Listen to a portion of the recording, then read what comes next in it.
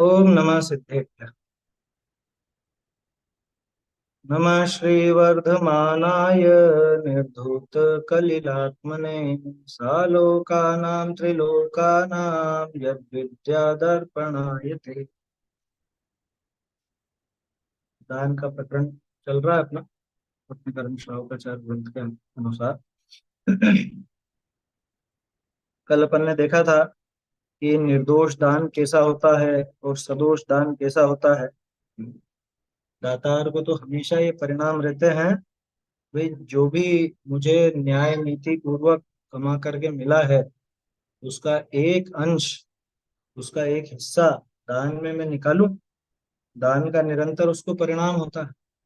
साधर्मी जनों के साधर्मी जनों की अनुकूलता में, धर्म वृद्धि में, कैसे भी करके धर्म बढ़े उसके लिए दान का भाव आता है इसको। और बहुत सी वस्तुएं ऐसी हैं जो दान में देने लायक नहीं।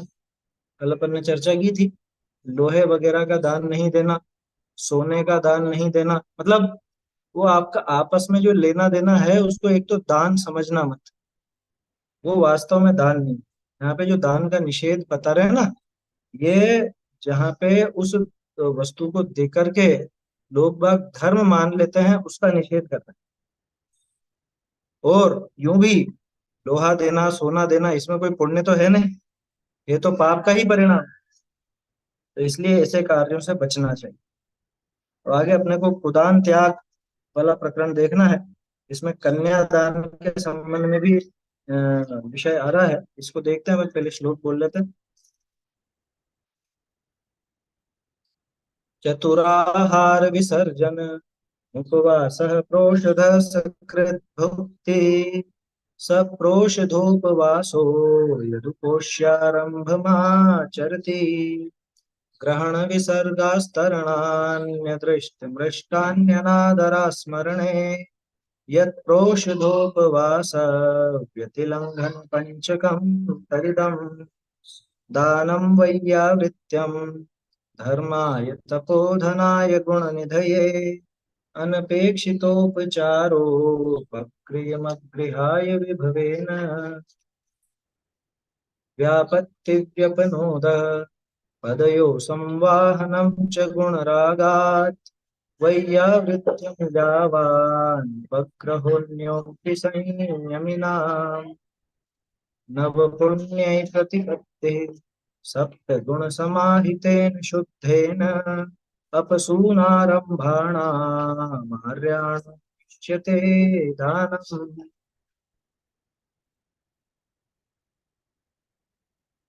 चलो, उदान त्याग ये देखना अपने को, कन्यादान वाला यहाँ पे प्रश्न खड़ा होगा।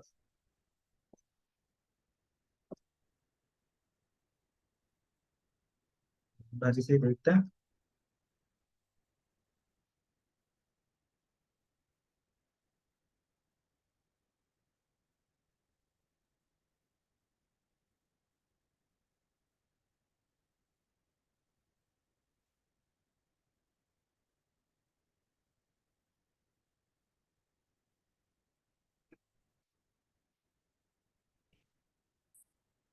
हम्म,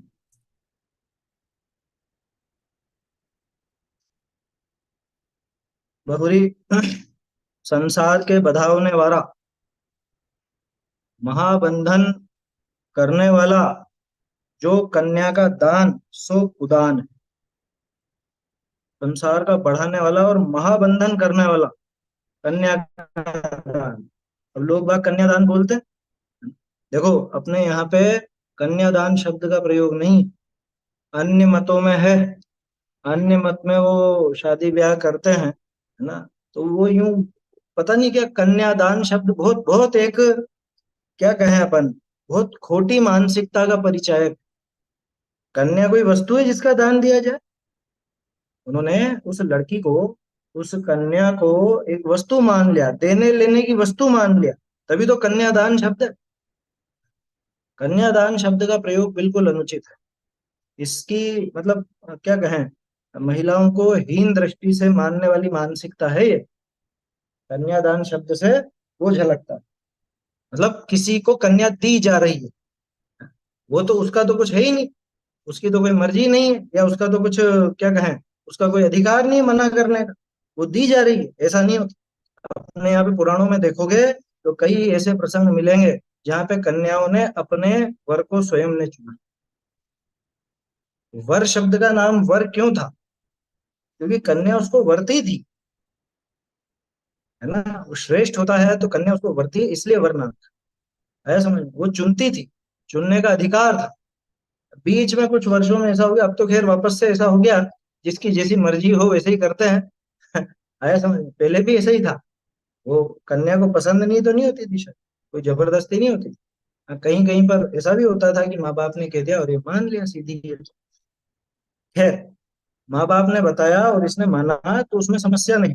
लेकिन जो लोग कन्या को यानी लड़की को, महिला को लेने देने की वस्तु मानते हैं, वो बहुत खोटी मानसिकता वाले हैं। वो तो यूं समझो कि जैसे गुरुदेव तो कहते थे, मैंने किसी को पर्याय दृष्टि से देखा हो तो क्षमा कर। अब यहाँ तो कितनी भारी बात है यार, पर्याय दृष्टि, यहाँ तो उसको जीव ही नहीं माना। यहाँ तो उसको, लड़की को, वो कोई वस्तु समझ लिया, कन्या का दान है। और ये कैसा दान है ये संसार को बढ़ाने वाला दान। भाई मोक्ष मार्ग में तो ब्रह्मचर्य की महिमा है, ये तो शादी ब्याह करा करके और फिर संसार बसाने की प्रवृत्ति है पूरी, संसार बढ़ाने का ही तो है काम। तो कन्यादान कोई अच्छी बात नहीं, तो शादी नहीं करावे क्या, ये प्रश्न आगे आ रहा है। वहां पे साउथ में तो ऐसा भी होता था, अभी भी कहीं पर हो तो पता नहीं, वैसे तो रोक लग गई उस पर। साउथ में देवदासी प्रथा चलती थी, दक्षिण में देवदासी, देवदासी समझते हो?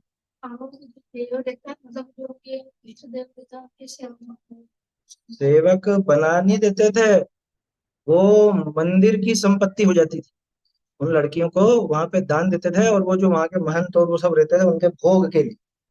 समझ में ही बात। और देवदासी नाम रखते थे, ये देव की दासी, ऐसा ऐसा नाम रखते थे। वो किसी भी तरह से उचित नहीं है ना। ये जो भाव है, ये उसको जीव न मान करके कोई वस्तु समझ लिया, ऐसी बात। कितना, कितनी ज्यादा विरूपता है इसमें, सोचना चाहिए। देखो, तो ये जो कन्या का दान है, ये कुदान है। यहाँ कोई कहे कन्यादान तो गृहस्थ को दिए बिना कैसे रहा जाए? हम्म? मतलब शादी ब्याह नहीं करें क्या? सामने वाले ने ऐसा अर्थ निकाला, कन्यादान का निषेध किया गया तो सामने वाला क्या सोच रहा है कि ये तो होता ही है, शादी ब्याह तो होएगी सही ना, घर में बेटी है उसकी शादी नहीं करेंगे क्या, बेटे की शादी नहीं करेंगे क्या? गृहस्थ को दिए बिना कैसे रहा जाए? सो ठीक, गृहस्थ है सो अपनी कन्या का विवाह योग्य कुल में उपजिया जिन धर्मी व्यवहार चातुर्यताधिक वर के गुण देखी कन्या देवे है। परंतु कन्यादान को धर्म तो श्रद्धा नहीं करे, मूल बात यह है, उसको धर्म नहीं समझता। जैन श्रावक है, वो अगर अपनी बेटी है तो बेटी की शादी देखभाल करके करता है, जो जिन धर्मी हो, जो दृढ़ श्रद्धानी हो, और जो इसके धर्म में सहायक बन सके, उससे उसकी शादी करने का विचार होता है कि भाई इसके आज तक ये जो धर्म साधन करती आई है इसमें कोई बाधा पैदा नहीं हो। ऐसा विचार करके एक योग्य वर को ढूंढता है और उसके उसके साथ उसकी शादी कराता है। इसको कन्या का देना कहा जाता है, लेकिन वास्तव में देखा जाए तो ये देना कोई देना नहीं है, मतलब ये कोई दान नहीं है और ये कोई पुण्य नहीं है।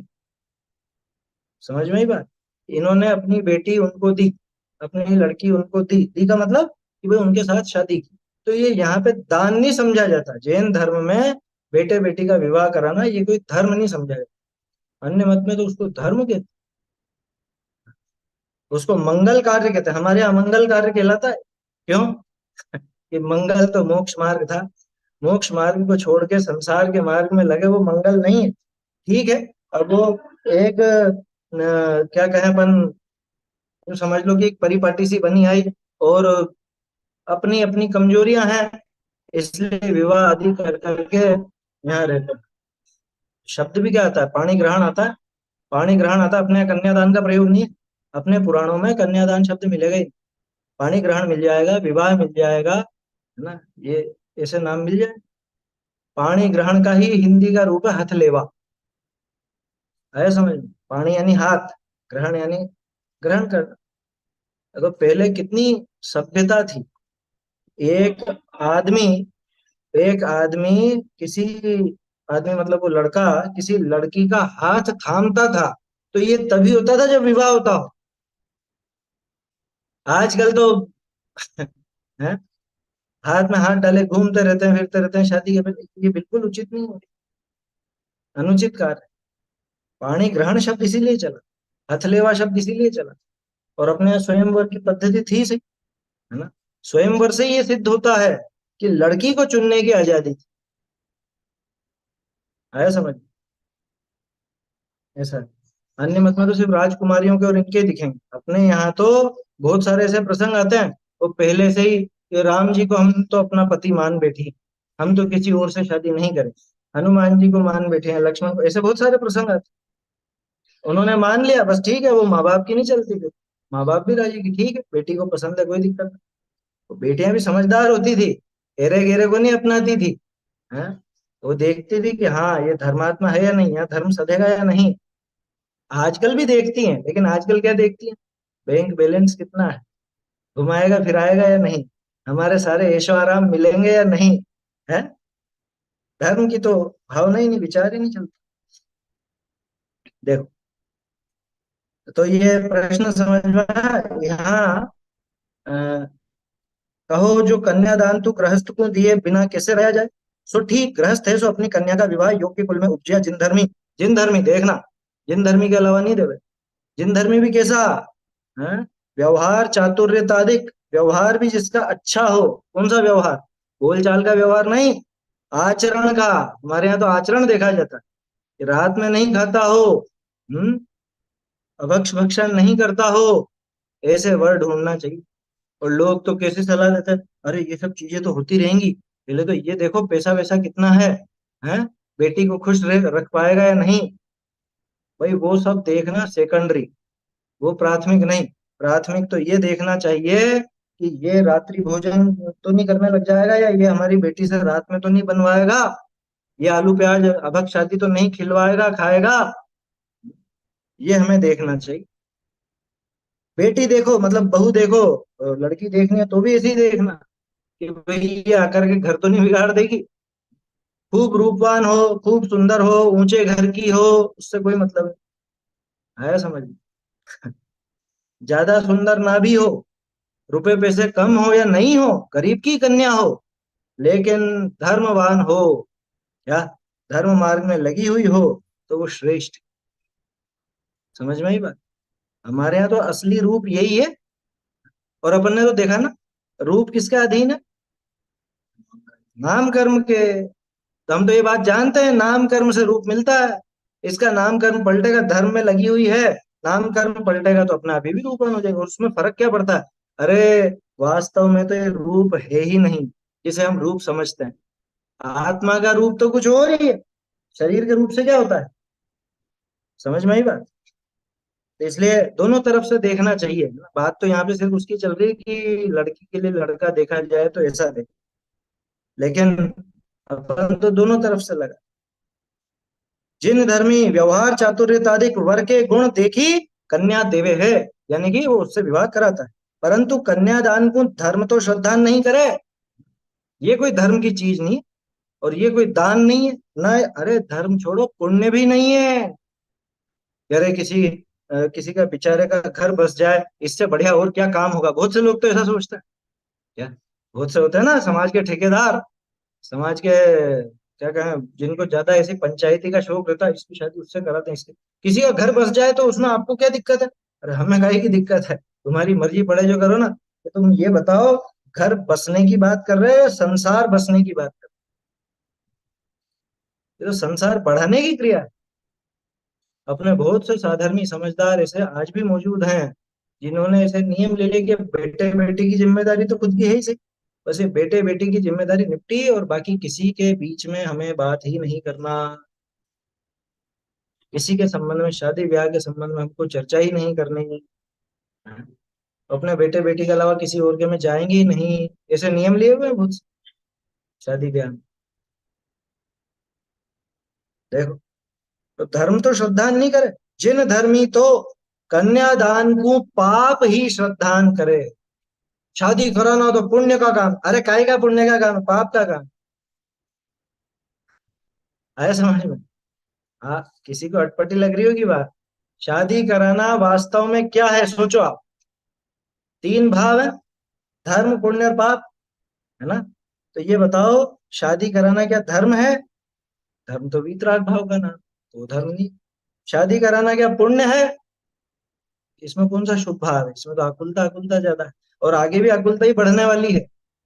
अकेला रहता, मोक्ष मार्ग को साधता तो मस्त रहता, लेकिन शादी ब्याह करके तो आकुलता खुद की भी बढ़ाएगा, दूसरे की भी बढ़ाएगा। तो शादी ब्याह क्या है? ये भी पाप ही है।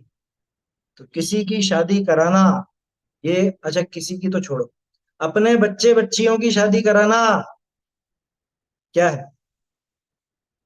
पाप है। क्यों रे, तो ऐसे तो कोई भी नहीं कराए? अरे सब कराएंगे, गृहस्थी में सारे ही काम होते हैं, पाप कौन से सारे छूट गए, है ना? तो करानी है जो, तो कराएंगे ही सही, लेकिन उसको कम से कम पाप तो स्वीकार करो। बच्चे बच्चियों की शादी कराना कोई पुण्य का काम, पाप का ही काम। और कभी अभी इतना विकल्प आपको आता है दूसरों के लिए देखने का, तो इतना तो कम से कम लिमिट कर लो कि कोई धर्मात्मा साधर्मी जिसको परेशानी आ रही हो, जिसको नहीं मिल रहा हो या नहीं मिल रही हो, उसके लिए देखेंगे, उसके अलावा बात ही नहीं करें। जो रात्रि भोजन करता हो, जो भक्ष भक्षण करता हो, जो बाजार का खाता पीता हो, उसके संबंध में हम कभी विचार नहीं करेंगे कि इसकी शादी करा दें इससे।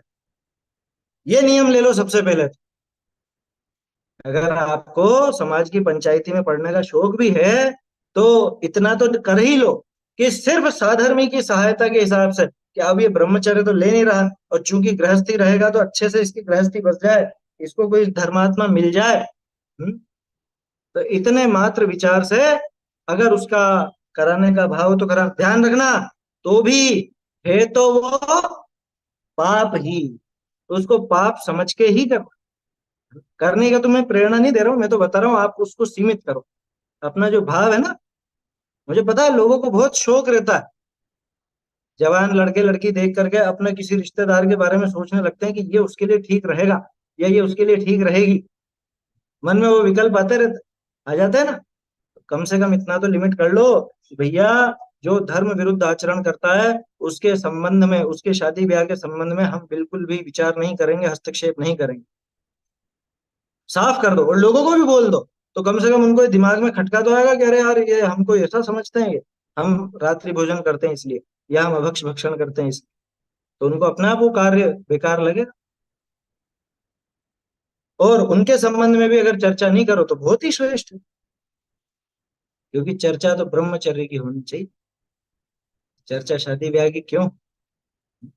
मोक्ष मार्ग में आगे बढ़ने की होनी चाहिए। कन्यादान को पाप ही श्रद्धान करे है कौन? जिन धर्मी। जिन धर्मी तो कन्यादान को पाप ही मानता है। कन्यादान या कन्या आदान दोनों पाप ही है।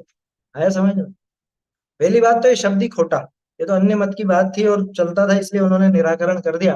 कन्यादान शब्द उचित है ही नहीं। अपने यहाँ तो वो विवाह है, पाणी ग्रहण है ना, जो भी आपको नाम और रखना है वो।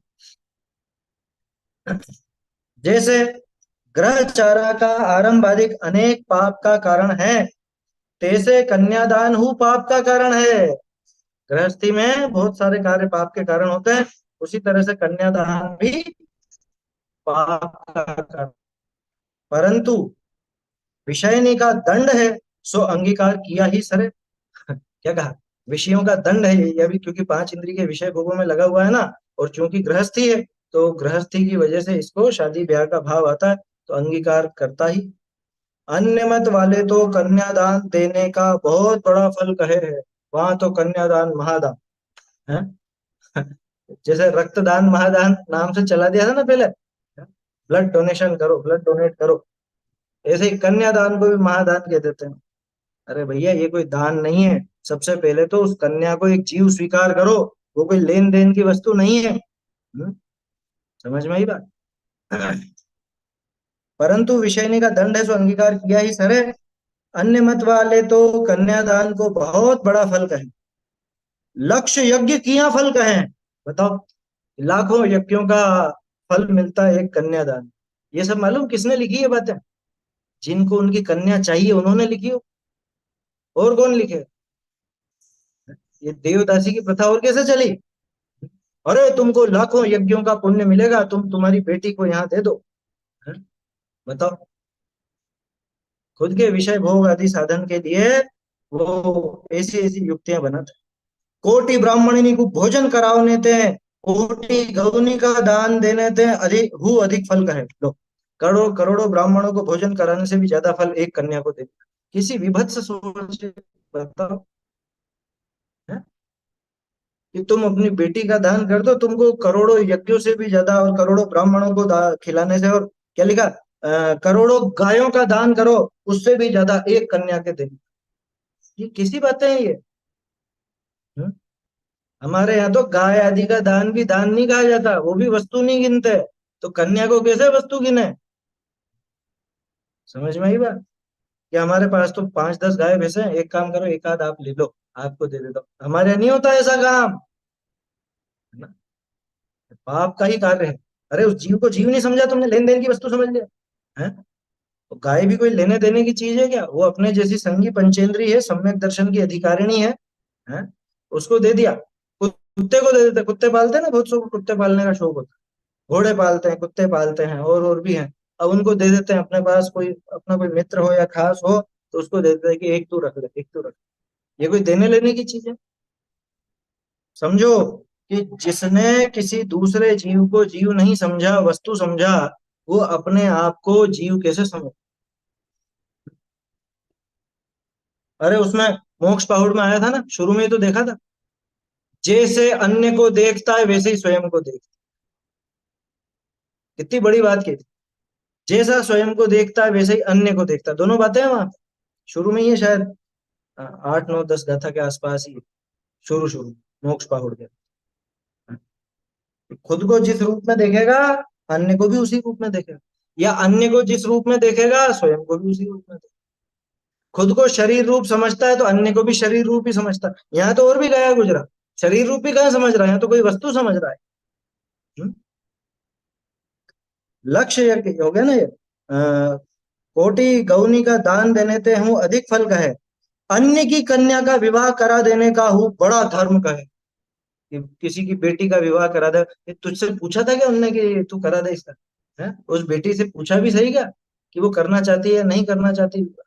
और जहां पे तू कराना चाह रहा है वहां करना चाहती है या नहीं? तो होता कौन है फालतू की वो, क्या कहें अभी, अ, उस पर एक बोझा डालने वाला कि यहाँ पे तुमको विवाह करना है या यहाँ पे, ऐसा नक्की करने वाला कौन हो? सो जिन धर्म में तो याकू संसार परिभ्रमण का कारण कुदान कहे है, अपने यहाँ पे तो क्या कहा कि संसार परिभ्रमण का कारण है, संसार परिभ्रमण का कारण कुदान है। बहुरी, और हूँ संसार समुद्र में डबोने वाले मिथ्या दृष्टि। यहाँ पे बड़ी की मात्रा लगा लेना, है ना, टर्म है बड़ी की मात्रा।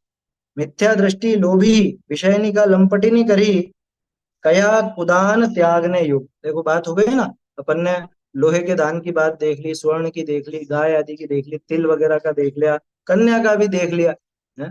ये सब दान तो कुदान। और भी समुद्र, संसार समुद्र में डुबोने वाले ऐसे मिथ्या दृष्टि और लोभी, ये स्पष्ट दिखा ना, लोभी जीव ही करेगा ऐसी बात। अरे सीधा सा है, जैसे मान लो, आ, मैं वक्ता हूं, ठीक है ना, अभी अब मैं बोल रहा हूँ इसलिए मैं वक्ता हूँ। अब मुझे आपसे कुछ चाहिए, तो मैं क्या कहूंगा? अरे वक्ता को सोने की चेन देने से आपको स्वर्ग में सोने सोने का सिंहासन मिले। ऐसी अन्य मत में बातें लिख दी गई। तो मुझे जो चाहिए तो मैं वो देने की प्रशंसा करूंगा, उसको बड़ा चढ़ा करके बताऊंगा। क्या, ऐसा दान दो, है? इस दान का आपको बहुत फल लगेगा। ऐसे ही जो विषय भोग के लंपटी, जैसे जिसको लड्डू का शौक है वो क्या कहेगा?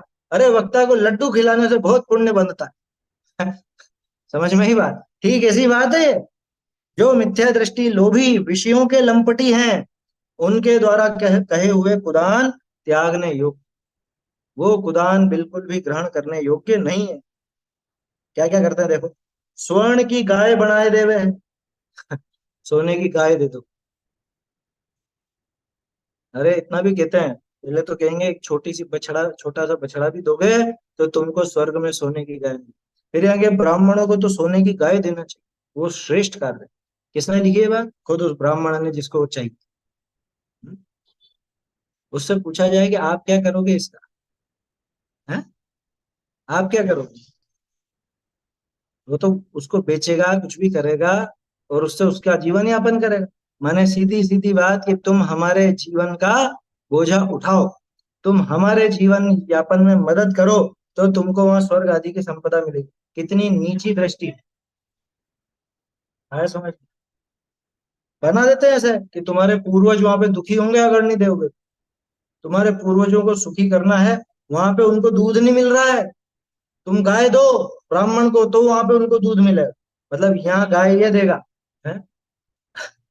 और तुम्हारी बीमारी भी ठीक होगी। सोने की गाय दान करने से तुम्हारे शरीर, ये तुम्हारे जो परिवार में आपदा आ रही है, तुम्हारे तरह तरह के रोग लगे हुए हैं, ये सब दूर हो जाएंगे। आया समझ? हमारे यहाँ होगा इस तरह के किस्से, सोने की गाय दान करने। अब दिमाग में कितना कितना बोझा बढ़ा हुआ है देखो क्या तो। हाँ, सोने की बिल्ली का भी उदाहरण था। किसी के हाथ से वो बिल्ली मर गई। क्या? हाँ, हाँ शायद प्रेमचंद की कहानी है वो, सोने की बिल्ली वाली। तो कि नहीं नहीं, अब तो ब्राह्मणों को सोने की बिल्ली बना, मतलब देखो, लौकिक जन भी जो समझदार होते हैं, प्रेमचंद जैसे समझदार लोग थे, तो इन्होंने बहुत कटाक्ष किया सामाजिक विरूपताओं का। तो सोने की बिल्ली उसके बहू से मर गई, तो जब तक तुम सोने की बिल्ली बना करके दान नहीं दोगे, तब तक तो तुम्हारा मतलब बेड़ा गर्क है। थोड़े टाइम बाद उठ के भाग गई। हाँ, मरी भी नहीं थी उस तो थोड़े समय बाद उठ करके भाग गई, बताओ। तो ठग ही ठग बैठे हुए हैं। ये देखो यहाँ क्या लिखा है, स्वर्ण की गाय बनाए देवे, तिल की गाय, घृत की गाय, रूपा की गाय बनाए देवे। ये सब होता है अन्य मत में, आज भी होता है। रूपा यानी चांदी, है ना? सोने की नहीं तो चांदी की तो बनाओ, घी की बनाओ, घी की गाय बनवाओ, है? तिल्ली की गाय बनवाओ, बताओ। अरे लेने वाला घृत की गाय को, लापसी की गाय को, तिल की गाय को खाए है, अब बताओ क्या करेगा? आपने जो खाने पीने की चीज वाली दी है, जैसे तिल्ली की गाय बना करके दी, तो खाएगा, और क्या करेगा? बताओ। लापसी की गाय को, लापसी की गाय भी कैसे बनाते हैं मुझे क्या पता उसी को जाड़ा करके और बनाते, क्योंकि लापसी तो बहुत पतली होती है, पतले हलवे को लापसी कहा जाता है, लपटी कहा जाता है? उसकी भी गाय बनाई, उसको खाता। स्वर्ण रूपा की पूंछ कटावे है, गलावे है, और गाय की पूंछ में 30 कोटि देवता, 33 कोटि देवता, और 68 तीर्थ का है तो। गाय का इतना महत्व ऐसे बढ़ाया, गाय की पूंछ में 33 करोड़ देवी देवताओं का वास, 68 तीर्थ, ये तो पहली बार पढ़ा। 68 तीर्थ भी बता, 33 करोड़ का तो सुन रखा था कि उसकी पूंछ में 33 करोड़ देवी देवता है। अब कितने, देखो मतलब कितने स्वार्थी हैं, कितना स्वार्थ साधते हैं अपना, ऐसी बातें बना बना करके। और अच्छा, इसमें एक चीज और है, उसको इतना महत्व दे दिया जाता है कि दूसरे जानवरों को तो उसके आगे कुर्बान कर दिया।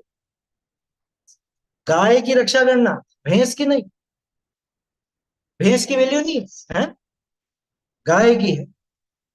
गाय का धार्मिक महत्व हो, बेचारी भैंस ने क्या बिगाड़ा?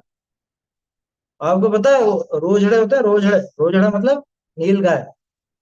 वो बहुत सी जगह तो, एक कहाँ पे था, बिहार का या मध्य प्रदेश का, ऐसा वो आया था, उन्होंने ऐसा आदेश निकाला। आदेश का निकाला मतलब ऐसी वो मांग की कि इसका नाम बदल दिया जाए नील गाय का।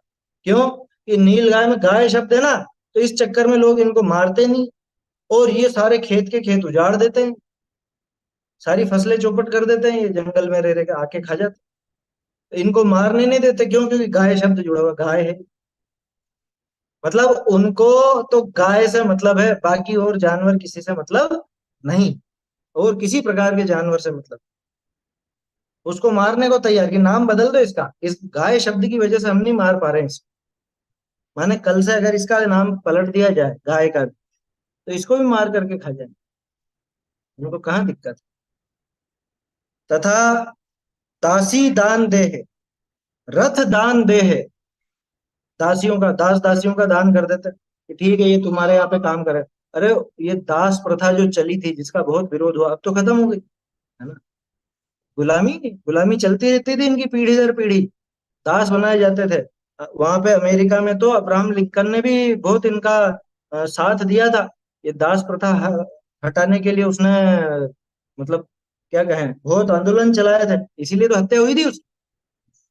तो गुलामी के विरोध में था वो, है ना, कि काले लोग जो नीग्रो कहलाते थे वहां, वो दास रहते थे पहले वहां पर। खोटी प्रथा थी, उनको बेचारों को इंसान नहीं समझा, उनको यूं समझा कि ये तो हमारे गुलाम है, मर्जी पड़े जैसे करें। तो दासी दास दान देह रथ दान देह तथा संक्रांति मानि ग्रहण मानि व्यतिपात आदि मानि दान देवे ते समस्त मिथ्यात्व का प्रभाव। देखो, सामान्य रूप से आप किसी को खाने पीने के लिए कुछ दो, वो एक अलग बात, लेकिन संक्रांति मान करके, और ये तो व्यतिपात है। कौन सी संक्रांति? मकर संक्रांति। आपको पता है साल भर में 12 संक्रांतियां, 12 संक्रांति, 12 राशियां है ना, तो जिस राशि में सूरज जाता है उस राशि की संक्रांति है। हर महीने एक संक्रांति आती है 14-15 तारीख के आसपास। मकर संक्रांति वो 14-15 जनवरी के आसपास आती है ना। ऐसे ही कर्क संक्रांति उसके 6 महीने बाद आती है, 14-15 जुलाई। उस टाइम पे सबसे नजदीक होता है सूर्य, कर्क संक्रांति के बिल्कुल अपोजिट हो जाता है। मकर संक्रांति में तो सबसे ज्यादा दूर होता है, पास नहीं होता। वो चक्रवर्ती जो देखता है ना, वो कर्क संक्रांति पर देखता, मकर संक्रांति पर नहीं देखता। समझ में आई बात? ऐसा, तो संक्रांति मान करके दान देते हैं, वो भी सिर्फ मकर संक्रांति पे देंगे, बाकी संक्रांतियों पे देंगे ही नहीं है? या ग्रहण हुआ तो ग्रहण पे दान दो, क्यों कि ग्रहण में तो बहुत दोष है, तुम्हारे ऐसी ऐसी समस्या हो जाएगी, ये हो जाएगा वो हो जाएगा, तो तुमको दान देना चाहिए। कौन लिख रहा है ये? दान लेने वाला, जिसको लेना चाहिए, लेना है, वो लिखेगा अरे देखो देखो संक्रांति है, तुमको दान देना पड़ेगा, ग्रहण पे दान देना पड़ेगा। आ जाते हैं भोले जीव इनके चक्कर में। व्यतिपात आदि मान करके दान देवे ते समस्त मिथ्यात्व का प्रभाव। अच्छा एक चीज बताओ, वो अगर दान दे रहा है तो दे तो दान ही रहा है ना, तो उसको पुण्य बंधना चाहिए या पाप देने वाले को? क्यों? क्योंकि वो कुपात्र को दे रहा है, तो एक बात हो गई। मेन लॉजिक क्या है इसके पीछे? वो दान के बनने की परिभाषा देखी थी, अनुग्रहार्थम स्वस्याति सर्वधर्म, अनुग्रह के लिए। तो ये दूसरे के भले के लिए नहीं दे रहा है, ये डर के मारे खुद के भले के लिए दे रहा है, कि मेरे परिवार पे कोई आपत्ति नहीं आ जाए, इस डर से दे रहा है। तो ये तो जैसे कोई पुलिस वाला या कोई और ऐसा अधिकारी इसको डरा करके धमका करके रिश्वत ले, या समझ लो कुछ ऐसा करे, और ये देता है, डर के मारे देता है, वैसा दान। अब इसमें काय का पुण्य बताओ? अरे तुम्हारे घर पे ऐसी ऐसी समस्या चल रही है, शनि की 7.5 चल रही है, तो वो तुमको ऐसा दान करना चाहिए, ये करना चाहिए, वो करना चाहिए, हैं? और उसके अंदर वो जो दे रहा है, देने वाले की भावना सिर्फ खुद का काम साधने की, उसकी भावना दूसरों का भला करने की नहीं, या दूसरे किसी का उपकार हो, अनुग्रह हो, ये भावना नहीं हो। समझ में आ रही है बात? ऐसा सब मिथ्यात्व का प्रभाव। बहुरी मृतक को तृप्त करने के अर्थ ही ब्राह्मण आदि को भोजन करावे, होता है ना ये। कोई मर गए हो, पितर पितर पितरों को, पितरों का क्या बोलते हो, श्राद्ध, श्राद्ध करते कि यहाँ खिलाओ इनको। यहाँ क्यों खिलाना? वो जो बड़े बूढ़े हैं ना, उनको अच्छा भोजन मिलेगा। इनकी तो चारवाक मत वालों ने खिल्ली उड़ाई, चारवाक वालों ने इनकी तो क्या कहे धज्जियां उड़ा दी, कि एक काम करो, तुम यहाँ बैठो ऊपर पहली मंजिल पे, और मैं जाता हूँ नीचे, मैं वहां पे भोजन कर लेता हूँ, तुम्हारा पेट भर जाएगा। हमने कि ऐसा कैसे भरेगा? कहते जब एक मंजिल कितनी, 10-12 फुट, 10-12 फुट में पेट नहीं भर रहा है, तो यहाँ तुम इनको खिलाओगे और स्वर्ग में पेट भर जाएगा है? तुम्हारे बड़े बूढ़े जो मर चुके हैं उनका, यहाँ तो तुम इतनी सी दूर और जिंदा हो, पेट भी है, भूख भी है ना। और जब यही नहीं भर रहा है तो वहां ऐसे अरबों मीलों दूर जाने कितनी दूर होगा, है। वहां पे तुम्हारे मरे हुए का पेट भर जाए, कैसी विपरीतता है। दूसरी बात, अगर लॉजिक लगाया जाए तो तुम्हारे मरे हुए कहाँ पे गए हैं पहले तो ये बताओ। स्वर्ग गए हो तो स्वर्ग गए तो उनको जरूरत क्या है, स्वर्ग में तो भूख ही नहीं लगती। फिर यहाँ यहाँ पेट क्यों भरना है। समझ में आ रही है बात। और फिर वो कहे कि नहीं नहीं, वो इसीलिए भूख नहीं लगती कि तुम यहाँ पे हमको खिला देते हो। तो यहाँ अगर खिलाते हैं उससे उनको भूख नहीं लगती, तो ठीक है, मैं ये कहता रहा हूँ, मैं नीचे की मंजिल पर बैठकर खा लूंगा, तुम ऊपर की मंजिल पर बैठ जाना, तुम्हारा पेट भर जाएगा। है। ऐसे नहीं भरने वाला भैया, ऐसा काम नहीं होता। मृतक को तृप्त करने के लिए, अरे ऐसे ऐसे मूर्ख बनाते हैं कि तुम्हारे बड़े बूढ़े वहां पे बारिश में भीग रहे हैं, यहाँ ब्राह्मण को छतरी दान दो तो तुम्हारे वो बारिश में नहीं भीगेंगे।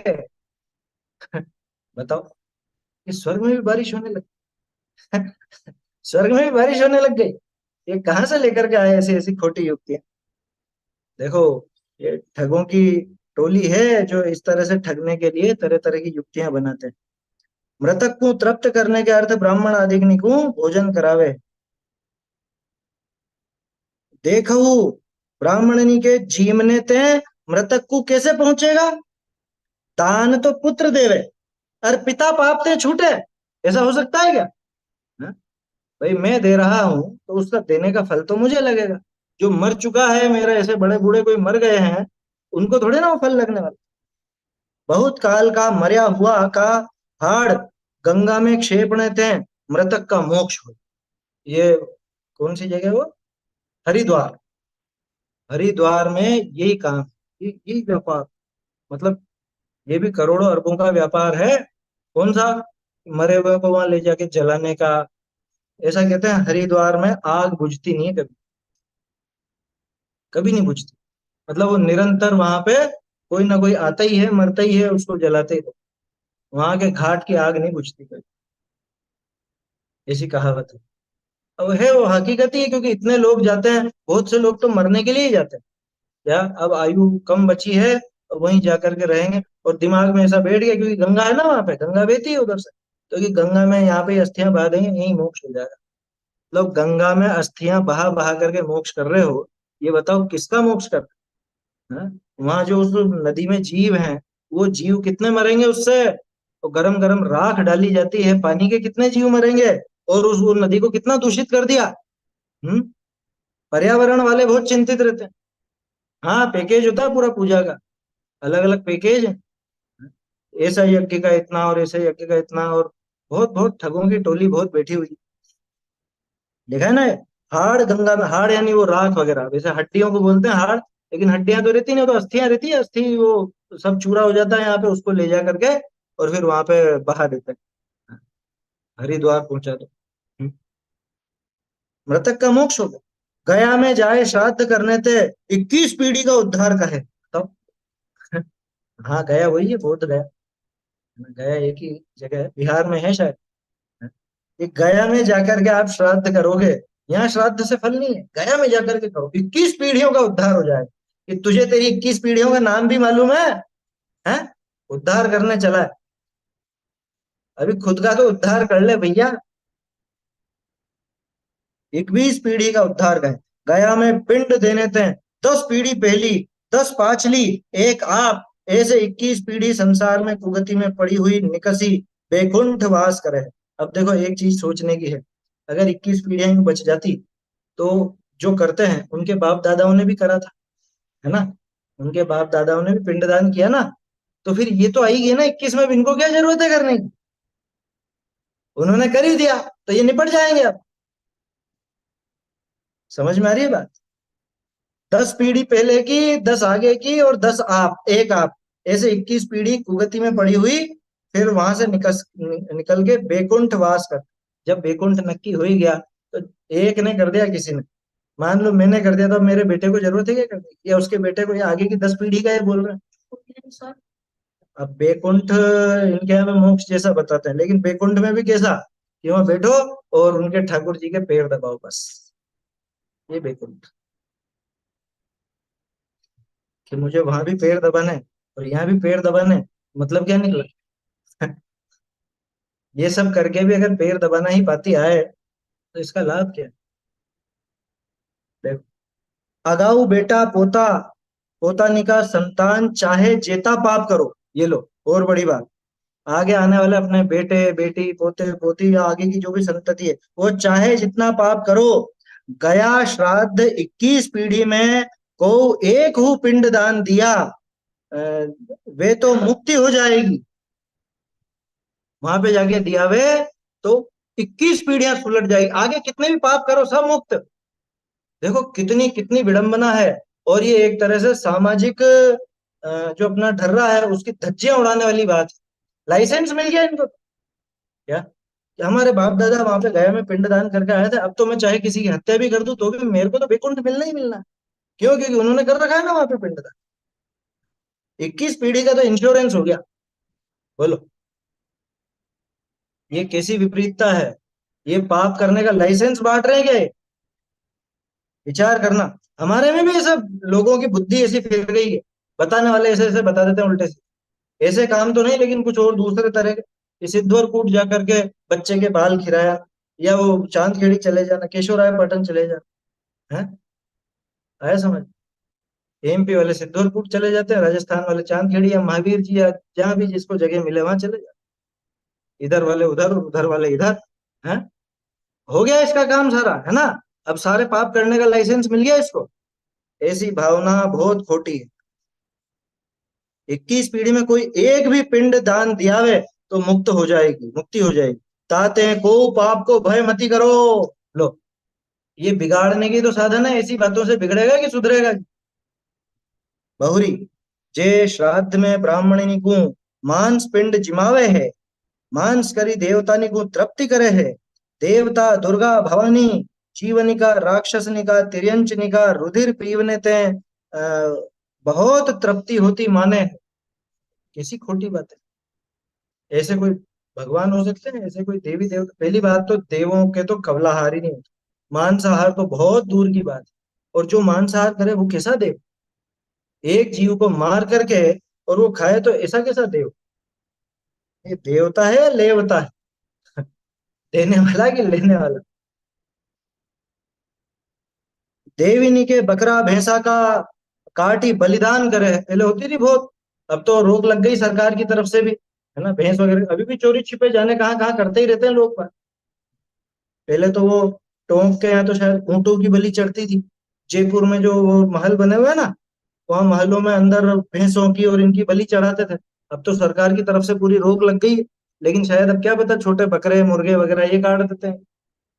मतलब दया कहाँ है लोगों को? अब विडंबना ये है, उसमें धर्म मानते हैं, वो प्रसाद मान के खुद ही खा जाते हैं। तो कौन सा देव खा रहा है बताओ? हैं? उसको प्रसाद के करके खुद खा जाते हैं, ऐसा धर्म? इसको धर्म कहते हैं?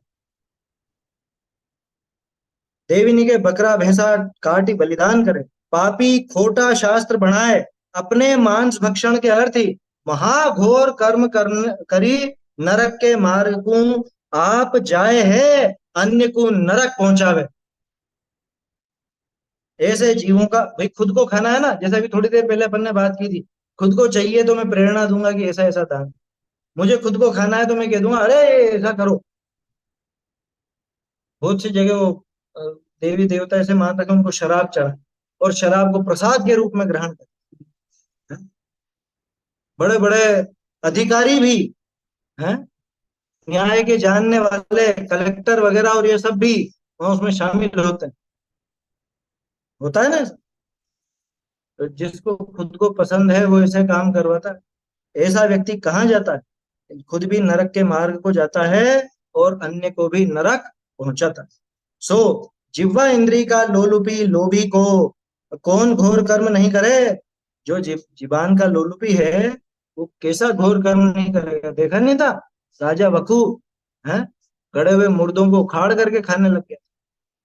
तो सिंह सोदास, वो सोदास मनुष्यों को मार के खाने लग गया। जिसको जीवान की ऐसी लिप्सा हो कैसा घोर कर्म नहीं करे? वे पापी मनुष्यपणा में भी ल्याली सियाल का गला, ल्याली सियाल कागला कुकरा व्याघ्र का सा आचरण करे। ल्याली समझते हैं? ल्याली मतलब जंगली कुत्ते, लाली बोलते हैं उनको। इसमें क्या लिखा है? सियाल तो आगे ही सही। सियाल के अच्छा, सियालनी के बाद? अरे ये इन्होंने इसको अलग कर दिया, वो सियाली नहीं है, वो ल्याली है, ल्याली। ल्याली मतलब जंगली कुत्ते। जंगली कुत्ते मांसाहारी होते हैं, झुंड में शिकार करते हैं और मारते हैं।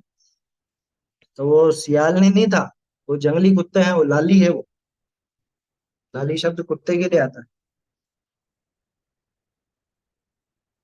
क्या लिखोगे अब इसका?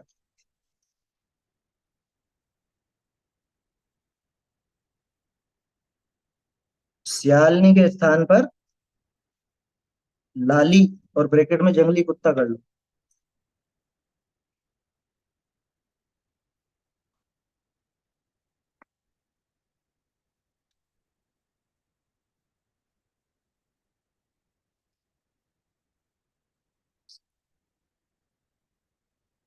मतलब मनुष्य होके भी ऐसे हो गया, हो तो जंगली जानवर जैसे।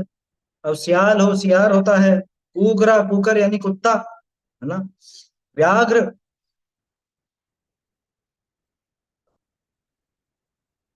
क्या चीज ग्रुप पर क्या शेयर करने की कह रहा? अच्छा वो वकू और सोदास की कहानी। वकू और सोदास की कहानी देखो, लेगी तो करेंगे, भेजेंगे। उसके अंदर है वैसा ही है अपने। किसमें देखी थी, पुराण में तो है ही सही। पांडव पुराण में वकू की है। हाँ, हरिवंश पुराण में भी है, दोनों में है। हरिवंश पुराण में, पांडव पुराण में मिल जाएगी, है ना। इसके अलावा कोई पुस्तक में होगी तो भेजूंगा। देखो, तो वो कागला कौवे जैसा, है ना, शुकर जैसा, व्याघ्र जैसा, है, बाघ की तरह। ठीक है, कुकर अलग है, शुकर अलग है। कुकर तो होता है कुत्ता, और शुकर होता है सुअर। व्याघ्र यानी बाघ, इनके जैसा आचरण करते हैं। जिनके ऐसे घोर पाप के शास्त्र, तिनके धर्म में और म्लेच्छ धर्म में कुछ फर्क नहीं। अब म्लेच्छी तो हो गया, और क्या। जो ऐसे खोटे हिंसक कार्य करने की प्रेरणा देते हो, खोटे हिंसक कार्य करते हो, तो वो तो क्या करेंगे, वो म्लेच्छ धर्म जैसे ही, कोई फर्क नहीं। ये अक्षर म्लेच्छ हैं। ऐसे शास्त्रों को पढ़ने वाले और इसके अनुसार आचरण करने वाले, ये अक्षर म्लेच्छ हैं। भले उच्च कुल में पैदा हुए, कहलाने को खुद ही ब्राह्मण बनिए, वैश्य इत्यादि कहलाते हो, लेकिन अक्षर म्लेच्छ हैं। वेद के अक्षर निते लोकनि के अज्ञान उपजाए, शिकार में धर्म जनाया। तो वेदों में है बहुत बात, मान शादी की भी बात। अरे ऐसी ऐसी बातें हैं कि पढ़ करके घिन आ जाएगी आप। अश्वमेध यज्ञ का वर्णन अगर कभी पढ़ने को मिले तो पढ़िएगा, मालूम पड़ जाए। इतना घिनौना, इतना घृणित है। ऐसे तरह तरह की चीजें हैं वेदों में। बहुत हिंसक कार्य की भी प्रेरणा है। ऐसे घोर पाप के शास्त्र, ये तो हो गया ना। वेद के अक्षर नहीं थे, लोकनि के अज्ञान उपजाए, लोगों को अज्ञानी बना के शिकार में धर्म जम। जलचर नभचर स्थलचर जीवनी के मारने में धर्म बताए, जगत को धर्म भ्रष्ट किया है। इनके मारने में धर्म बता दिया। और क्या कहते हैं, ज्या का देवता तो मुंड माला, और मांस भक्षक रुधिर पीवने में अति लीन है। किया है और करे है, धर्म भ्रष्ट कर किया है और करते हैं। और जिनके देवता कैसे, मुंड की माला, हड्डियों के वो खोपड़ी की माला है। मांस भक्षक है? मांस चढ़ाया जा रहा है किसके लिए, देवी के लिए, देवता के। रुधिर पीने में, खून पीते हैं, ऐसे ऐसे खून पीते हैं। कैसे दृश्य अपने को देख करके ही, सुन करके ही ग्लानि आती, देखना तो कहाँ से बने। अति लीन है तिनके सेवक निके पाप की कहा कथा। जिनके देवता ही ऐसे है, उनके सेवक कैसे हो? असल में ऐसे देवता कोई है ही नहीं। ये तो सेवकों की मनोकल्पनाएं हैं सारी की सारी। होते हैं क्या इस तरह के देव, होते हैं क्या? कहा कथा, तिन कुपात्र निकु कुदान देना, सो महादुख का करने वाला कुदान है। ऐसे कुपात्र होते हैं, ग्रहित मिथ्या दर्शन फैलाने वाले, महापाप फैलाने वाले। ये कुपात्र हैं, इनको कभी दान नहीं दे। एक पैसे का, एक दमड़ी का दान नहीं देना ऐसे व्यक्ति। क्यों? क्योंकि इससे वो ग्रहित मिथ्या की, और सबसे बड़ी बात ऐसे ऐसे महापाप की प्रवृत्ति वो चलाते हैं। ऐसे बहुत कुदान के भेद हैं। कुदान के देने ते और कुदान के लेने ते, दोनों ध्यान रखना। कुदान के देने ते और कुदान के लेने ते, नरक तिर्यंचनी में बहुत जन्म मरण करी, निगोद में एकेंद्री, विकलत्रय में अनंत काल पर्यंत असंख्यात परावर्तन करे। कहाँ जाएगा ऐसा जीव? मर करके कहाँ जाएगा? नरक निगोद आदि में ही गमन होगा। उदान देने और लेने में अनंत काल पर्यंत असंख्यात परावर्तन कर। या जानी कुदान मत करो, कुदान नहीं करना भैया, कुदान से बचना। कुपात्र दान मत करो, न तो ऐसी वस्तु देनी, न ऐसे व्यक्ति को देनी जिससे कि अपना मतलब धर्म तो घटे और पाप की वृद्धि हो। अब यहाँ पहली सूत्र के अनुकूल दान का प्रभाव का है। अब आगे नया श्लोक आएगा, अगला श्लोक देखेंगे अपन, जिसमें दान का प्रभाव बताएंगे, दान का फल बताएंगे, ऐसा क्या फल मिलता है वो अपन अगले श्लोक में देखेंगे। दान का अच्छा प्रकरण था, अभी भी चल ही रहा है वैसे तो, आगे और विशेष प्रभाव भी बताएंगे, कल देखेंगे। छंद बोल लेते हैं एक बार। नव पुण्य प्रतिपत्ति सत्य गुण समाहितेन शुद्धेन अपसूनारंभाणामिष्यते दानम्।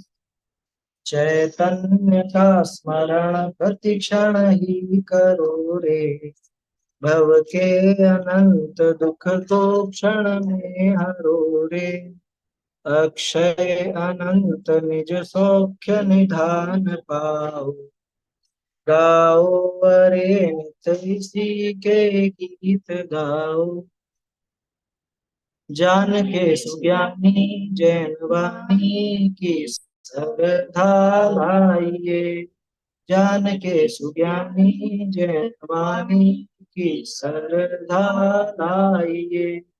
जा बिन काल ब्रह्मता, जा बिन काल अनंते भ्रमता, सुख न मिले कहूँ प्राणी।